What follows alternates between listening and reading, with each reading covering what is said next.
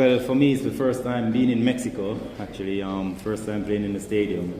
And I think it was an incredible atmosphere. I think the fans showed great, spirit to cheer their team on. And, that's a heavy support, and I feel like it helped them a lot today. But, yeah, it was a great atmosphere to be playing under. And, yeah, today was one of them ones where it's bittersweet for us that we came over the draw, but we're still looking forward.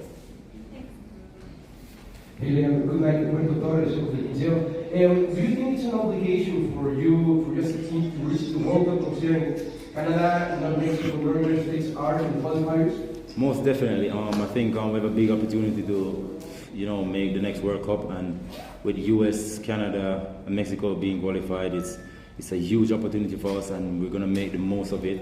But we still have a long way to go. But today we can take a lot of positive from today. I think today was a good game from both teams, and we showed a lot of character, which we were lacking in a long time.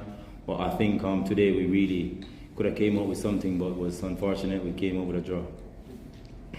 Hello here, Ricardo from Foreign Deportes. I just want to know how much in both the Mexican afición and the Aztec Stadium. Sorry, I didn't understand that one, mate.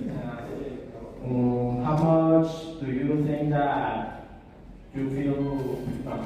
How do you feel here in the stadium with the people, the Mexican people? As I said before, this is a tough place to come. The fans, the stadium is massive, and the fans is there for the team from the beginning of the game until the end.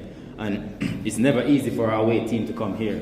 But we're really grateful that we were able to play and stick to our game plan, and really could have come away with something tonight. But yeah, it's amazing to play in such atmosphere here, and I think the people here really can see that they really love football and they really love their country.